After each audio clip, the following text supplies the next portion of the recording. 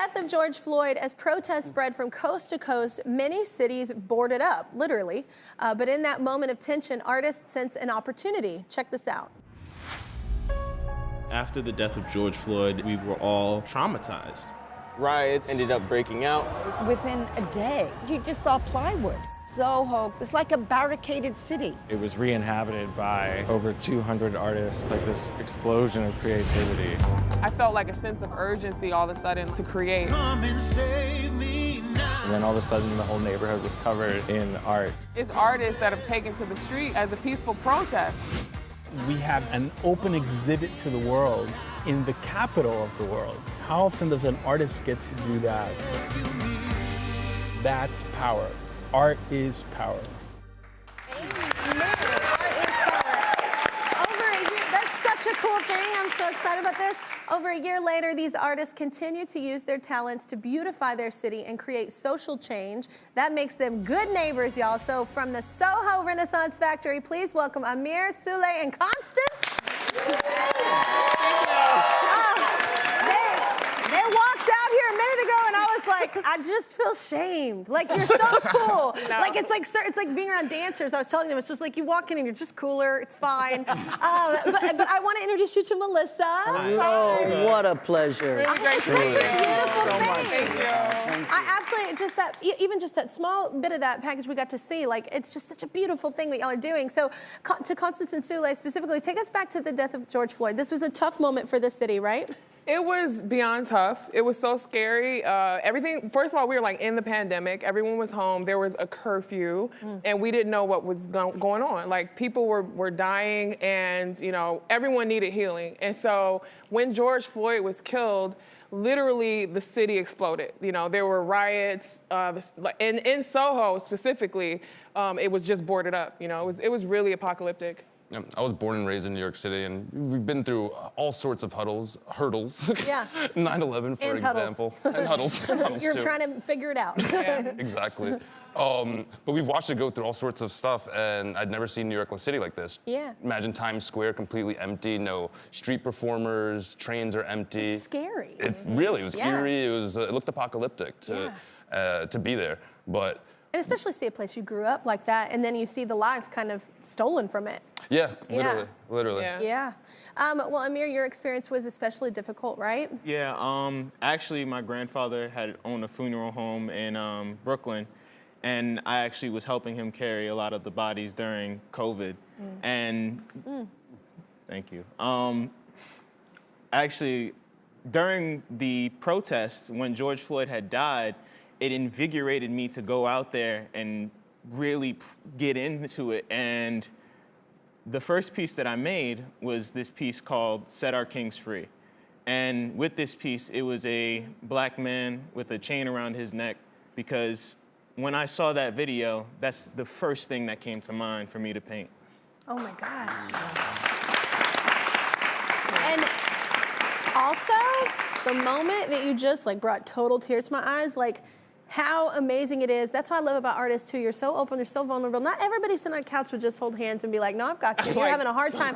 No, I know, but not everybody has that. There's so much to learn from the arts, and even how you are socially interacting with people, how you're moved by things, how you're open to things. I feel like music, Melissa, is very much a huge impact. This is huge, just the arts in general. And I think that's, COVID really took so much of that away from us. So we were, this explosion that happened, and, you know, and I sat home and watched it like everybody else that wasn't out there, you know, being in it. And so grateful to finally feel like this pushed it over the edge, that we are not going back. Yeah. And grateful to all of you. And the art then stays, it reminds us, moves it on.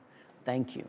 And from tragedy, like, what beautiful things can happen, what change can happen. Yeah. I love just seeing all that art, and I love that, like, it was a horrible thing that happened, but look, from that horrible thing, imagine all the other artists like you that, like, okay, I'm done, I'm tired, like, something needs to happen, and what art will come from that to really progress us, hopefully, as a nation and as worldwide, you know, as humans. And so, Constance, for those who might not know, tell us about the Soho neighborhood in New York. Yeah, so Soho is in Lower Manhattan, and it's traditionally, you know, right up until the shutdown, it was like a mall, very like bougie mall. But, you know, in the 80s and 70s, artists had gone there, and they are the reason, you know, that businesses followed there. It used to be factories, the artists moved in, Warhol, Basquiat, you know, Grace Jones. You know, Soho right now looks a lot different, you know. It's opening back up, but we put a ton of artwork there, and we're really trying to work with artists to fill up some of those spaces and drive business back into the neighborhood. Absolutely. You need it. The neighborhoods need it. Absolutely. Yeah, And then, like you said, how I think people will move to those neighborhoods and inspire. You know, you said all those people were attracted because of the artistic community. Right. I think that's true in all facets of life. I think people are inspired, and that's what's going to help people move towards progression. That is my hope. I think that's a lot of our hopes. Yeah. So your work didn't end in the streets, right? So what happened since last summer? Well, we had been painting on a daily basis, coming down, traveling to the Soho neighborhood. And it was after, a few months that the general manager for the Nomo Soho Hotel had enjoyed our work on his commute and invited us to use their neglected space, which was their club, which they couldn't use at the time. And people aren't really traveling, so they have really low occupancy. So they invited us to use that, create an artist residency. So we got to use their club as a workspace and studio, gallery, and then have a space to sleep and then have a headquarters, you know, without having to travel from Long Island or just And a safe place for y'all to just kind of be with each other, and then while you're creating. That is a beautiful thing. Yeah. At the very beginning, when we were when we moved into the hotel, it was absolutely empty. It was nobody there. It was no guests. They literally had a 2% occupancy rate at the very beginning of the time that we were living there. And as time went on and as we built stuff out in the hotel, more and more people started to come back, and now it has a full occupancy rate back to where it was before COVID. And the power of that. Yeah. Exactly. And it's like really, it's really cool because we put so much artwork in there. So we have some of the original boards that came off of the wall. And then also we put murals in there, you know, and it's been our headquarters, but it really shows the power of art and community because all of a sudden, you know, Soho was a community again.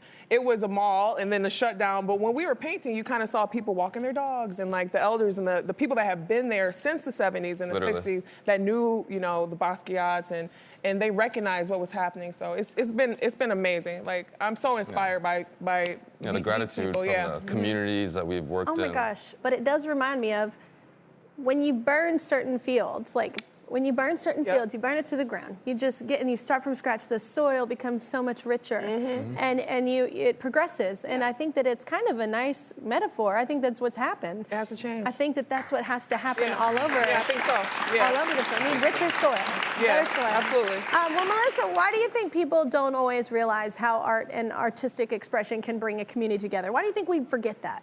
Well, so often, so many of our communities are.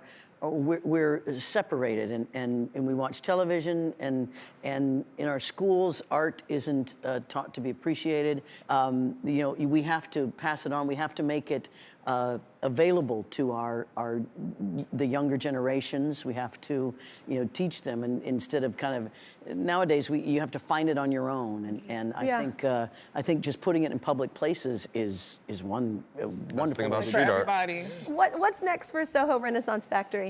So right now we are looking for more great partnerships. You know, we've been with the Nomo. That residency is ending now. It actually was supposed to be 6 weeks. It's been a year, and it's been like really cool. So we're looking for other places to take this model to engage with other artists, and you know, I want to be able to take what we have learned and teach other people how to do that. Give that model for building out a residency, fill some of these spaces up, and bring businesses back. But you know, with the artists, like make it really interesting. Absolutely. You know? All right, we reached out to Society6, an artist-driven online marketplace that sells unique wall art, home decor, and lifestyle goods featuring designs by independent artists, which is amazing. They love the work that y'all are doing, and they want to help you continue to grow. So they're going to give you $10,000 to help out.